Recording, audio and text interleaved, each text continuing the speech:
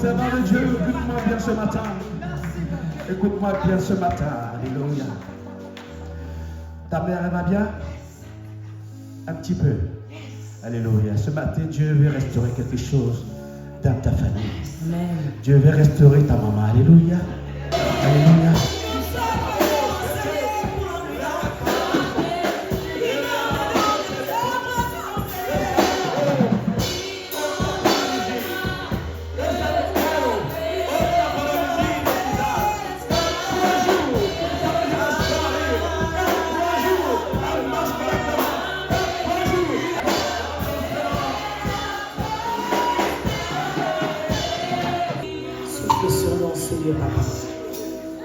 Dis-toi que c'est ta maman qui est en train de boire cette eau. Alléluia.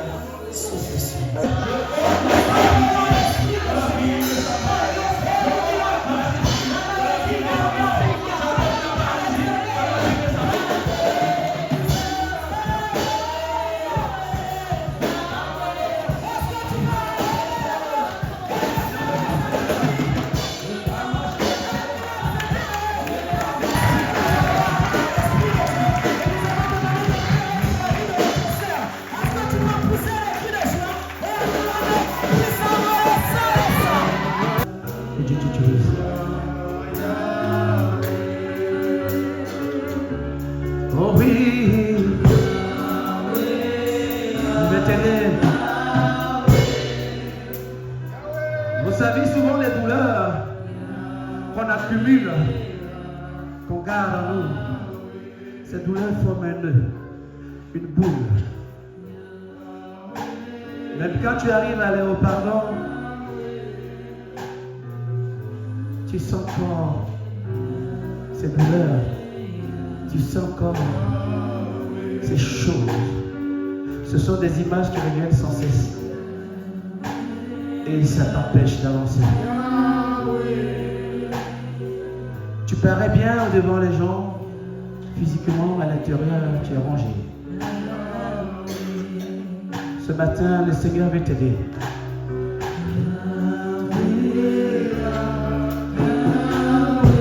L'eau lave, l'eau purifie, les nettoie. Je prie sur l'eau qui est source de vie. Que cette eau, lorsqu'elle touchera ta bouche, tout ce qui est mort, c'était en toi, soit détruit au nom de Jésus. Que tu sois encore plus resplendissante à l'intérieur comme à l'extérieur. Merci, Saint-Esprit de Dieu. Toi qui me conduis ce matin vers tes enfants que tu étends, vers ton peuple, pour l'accomplissement de toutes choses. Il faut que cette corde soit coupée, ma fille. Oui. Tu as un Père qui t'aime, qui ne veut que ton bien à l'Éternel, Jésus-Christ. C'est lui qui t'utilise pour que tu l'adores. C'est lui qui t'utilise pour que tu chantes à sa gloire. Ce n'est pas moi qui t'ai positionné dans ce lieu. Et ce matin, il me demande, au travers de lui, de que vienne ta restauration. Au travers de lui, tu brises les chaînes que tu as nouées en toi. Tu brises les chaînes que tu as nouées à l'intérieur de toi. Cette chaîne qui t'empêche d'être efficace. Cette chaîne qui t'empêche d'être vrai.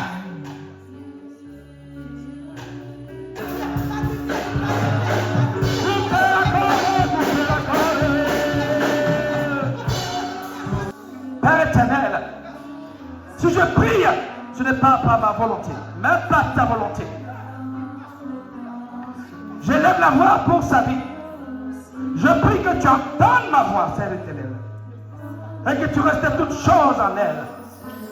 Ce matin, je te supplie, je te présente ta servante dans ce lieu.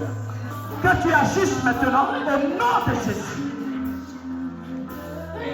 J'ordonne à tout esprit qui n'est pas de toi dans sa vie à reculer ce matin au nom de Jésus.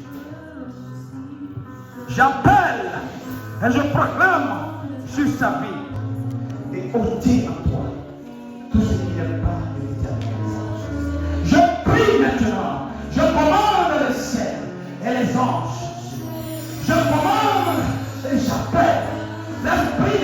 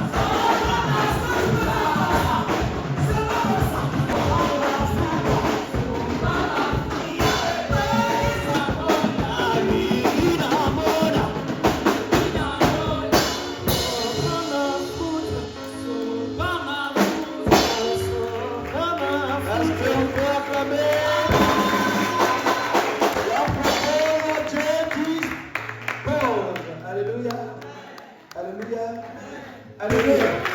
Vous voyez ici, ça ne peut que se passer ici à la Renaissance.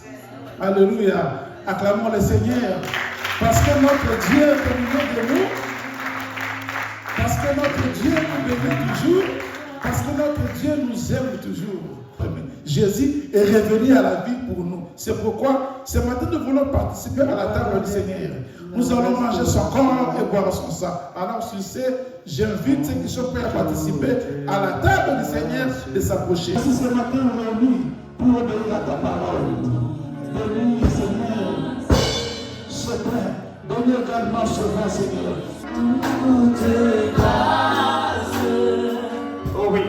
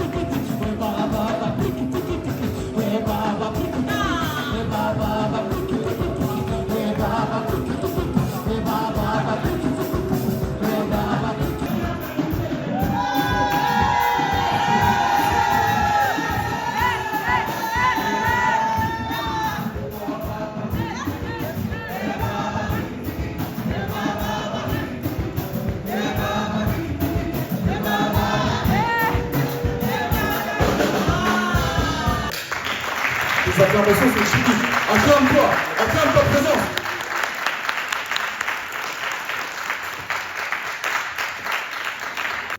L'heure de la guérison a sonné. Amen. Amen. Donc pour la petite anecdote, je reçois un message ce matin, à 3h du matin. On me dit, prépare un message pour aujourd'hui. Moi, je relis le message 2-3 fois, je me dis, peut-être qu'on s'est trompé des personnes. Il y a un problème dans les calculs. Je vois qu'il n'y a pas d'autre message. On me dit juste, prépare un message. Alléluia. Donc je voudrais tout d'abord bénir la vie de notre messager. Alléluia. Je voudrais qu'une personne puisse m'aider à l'acclamer. Alléluia. Je voudrais qu'une personne puisse m'aider à l'acclamer. Je bénis vraiment le nom du Dieu Tout-Puissant, le nom du Dieu de mon Père. Alléluia. Amen. Je bénis vraiment le Dieu de mon Père, car il permet encore en ce jour que je puisse me tenir au devant de l'autel. Amen. C'est une grâce. Alléluia. Amen. Et je pense qu'il est important d'honorer ce Dieu-là. Nous allons sans plus tarder aller dans le livre de Marc chapitre 10. Donc dans un premier temps, on voit que Jésus arrive. Amen. Et je pense qu'aujourd'hui est le jour où Jésus est en ce lieu. Je pense que Jésus était et il sera. Amen, dans ce lieu. Alléluia. Dans un premier temps, on nous parle d'un homme qui s'appelle Bartimée. Amen. Alléluia. On nous présente cet homme comme étant un aveugle. Amen. Et je pense qu'aujourd'hui, si Dieu a permis ce moment-là, c'est parce qu'à l'intérieur de nous, il y a une part d'aveuglement. Amen. Je pense qu'aujourd'hui, Dieu a prédisposé ce moment pour que quelqu'un puisse recevoir sa guérison, pour que quelqu'un puisse retrouver la vie. Amen.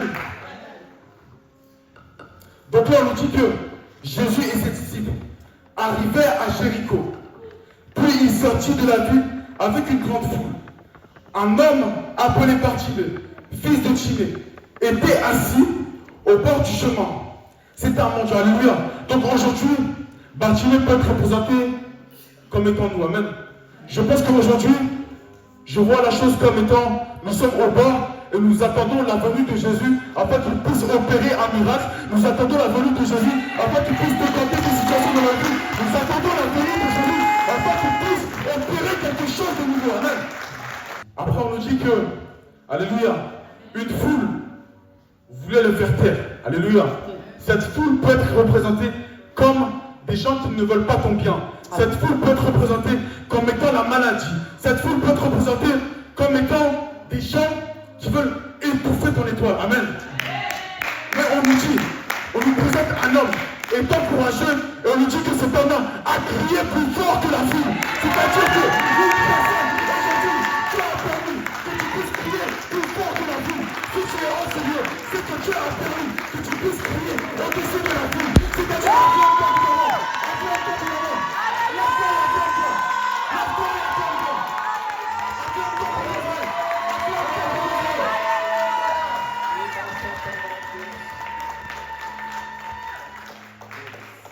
alléluia. Dans un troisième temps, je ne sais pas si vous voyez la chronologie de ce verset. Dans un troisième temps, on nous dit que la foule voulait encore plus, était encore plus énervée et voulait le faire taire. Alléluia. Mais laisse-moi te dire que tant que tu as Jésus-Christ de ton côté, tout le monde peut se lever contre toi, mais nul peut t'atteindre parce qu'il est de ton côté. Et dès là où Jésus est de ton côté, peu importe ce qu'il y a dans le monde, sache que Jésus est ton bouclier. Amen.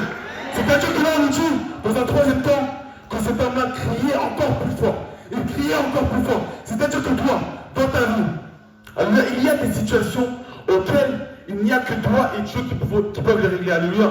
C'est-à-dire que dans ta vie, il y a des situations où si tu ne te lèves pas et tu ne cries pas plus fort que la foule, si tu ne te lèves pas plus fort que la foule, tu vas déchaîner.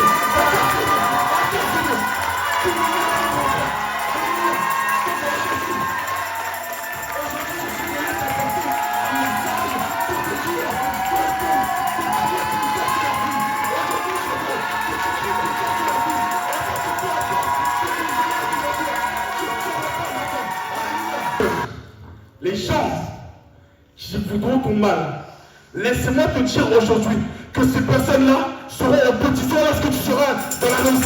Lorsque tu seras dans la gloire, alléluia. Si tu acclames bien, tu reçois cette parole.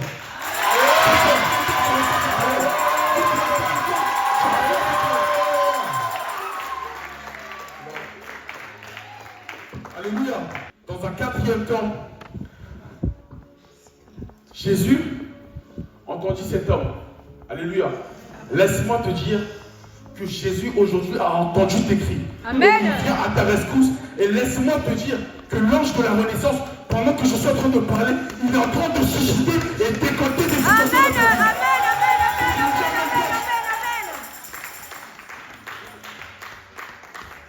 Pendant que je suis en train de parler, l'ange de la renaissance est en train de décanter des situations dans ta vie. Il est en train de te faire éviter des accidents. Il est en train de te faire éviter toutes choses mauvaises. Alléluia. Amen. Alléluia. Dans un cinquième temps, on nous dit que Jésus appela cet homme. Alléluia. Donc moi, je suis venu te dire qu'aujourd'hui, Jésus t'appelle à recevoir ta guérison. Jésus t'appelle à ce que tu reçois ta délivrance. Jésus t'appelle à ton libération. Jésus t'appelle à ce que tu te lèves. Jésus t'appelle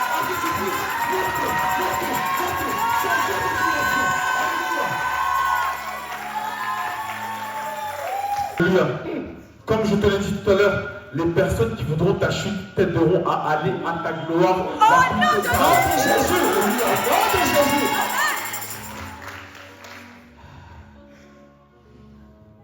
Alléluia. Jésus s'arrêta et dit, appelez-le. Alléluia. Les gens appellent l'aveugle en lui disant, courage et lève-toi. Alléluia. Est-ce que vous comprenez la puissance de ce message? Donc, des gens au début qui te calomniaient, des gens au début qui voulaient ta chute, demain te diront, courage, il t'appelle. Courage, il t'appelle. Courage, il t'appelle. Courage, il t'appelle. Alléluia. Et là, l'aveugle jeta son manteau. Alléluia. Vous savez, lorsqu'il jette son manteau, c'est qu'il reconnaît la suprématie de Jésus. Lorsque tu retires ton manteau, c'est que tu reconnais que cette personne est plus puissante que toi. C'est-à-dire que tu te soulèves à son autorité. Laisse-moi te dire que si tu te soulèves à l'autorité de Jésus-Christ, il viendra à ton secours. Alléluia. L'aveugle jette son manteau en signe d'humilité et de soumission. Alléluia. Vous savez, je pense que toute personne ici est venue dans le même but, c'est d'élever Jésus-Christ. Alléluia.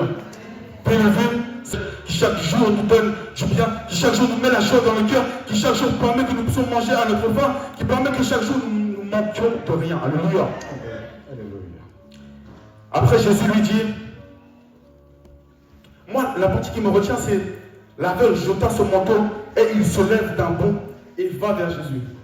Là, je suis venu te dire que, vous savez, Jésus n'est pas loin de toi. Jésus, il est à côté de toi, mais il attend que tu jettes ton manteau, que tu te soumettes à lui pour pouvoir faire son entrée dans ta vie. Alléluia. Si l'aveugle n'aurait pas jeté son manteau, je pense qu'il n'aurait pas obtenu sa guérison. Alléluia. Car il faut que tu puisses être dans l'acceptation que Jésus-Christ est plus puissant que toi et que sans lui tu ne peux rien. Alléluia. Amen. Alléluia. Amen. Jésus lui demande, qu'est-ce que tu veux? Qu'est-ce que tu veux que je fasse pour toi? Alléluia. L'aveugle dit, Maître, fais que je vois comme avant. Alléluia. Je veux tout d'abord que tu acclames cette parole. Acclame-la avec lui. Acclame-la pour tes frères. Acclame cette parole. Si tu acclames ça, tu reçois ta délivrance. Tu reçois ta délivrance. Alléluia. Vous savez, je pense qu'aujourd'hui, Jésus nous pose la question, qu'est-ce que tu veux que je fasse pour toi? Et je pense qu'aujourd'hui, il est temps que nous puissions faire un pas, simplement un pas, et d'aller vers Jésus, afin de pouvoir obtenir ce pourquoi depuis des années nous prions, ce pourquoi depuis des années tu jeûnes, ce pourquoi des années tu pleures, ce pourquoi des années tu es dans des situations bizarres. Alléluia. Alléluia. Et à travers ce verset, on peut comprendre que il ne dit pas je veux voir. Alléluia. Il dit je veux retrouver la vie. C'est-à-dire que lorsque tu veux retrouver quelque chose, c'est que cette chose-là, tu l'as perdue. Alléluia. Tu peux retrouver une chose que tu as perdue. Alléluia. C'est-à-dire que là, je pense que nous avons tous, pendant notre marche, peut-être avoir perdu notre vie de prière, plein d'autres choses. Alléluia. Mais ce qui me retient, c'est la vie de prière, l'intercession, l'adoration. Je ne dirais pas que nous avons perdu nos dons parce que ces choses-là sont en nous. Amen. Je pense qu'ils sont enfouis à l'intérieur de nous. Et je pense que il faut que nous puissions déployer nos ailes comme des aigles. Alléluia. Vous savez, lorsque un aigle déploie ses ailes, tu as beau faire ce que tu veux, il ne les repliera pas. Tant qu'il n'a pas atteint sa cible, il ne refermera pas ses ailes. Alléluia. Donc là, Jésus lui dit, va, ta foi t'a sauvé. Alléluia. Je suis venu apporter un message à quelqu'un. Je suis venu dire à quelqu'un, fais un pas vers Jésus et par la suite il fera le reste. Fais un pas et il fera le reste. Alléluia. Si tu acclames Dieu, tu reçois ta délivrance. Tu reçois ta guérison. Tu reçois ta restauration. Alléluia. Alléluia. Alléluia. Alléluia. Et je la renaissance, il est temps de marcher comme notre Père. Il est temps de faire ce que notre Père fait. Alléluia.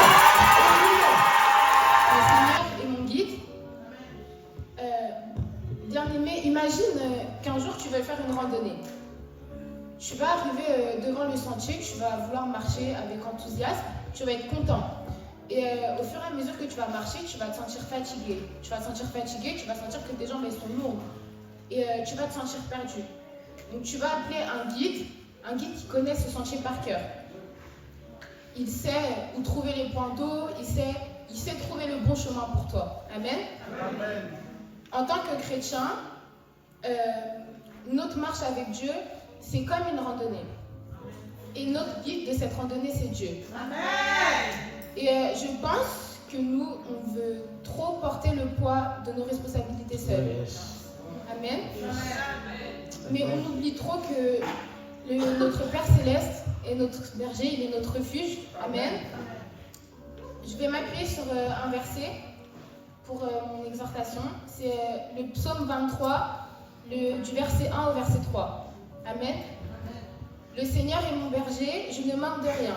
Il me fait reposer dans des champs d'herbes vertes, il me conduit au calme près de l'eau. Il me rend des forces, il me guide sur le bon chemin pour montrer sa gloire. Amen.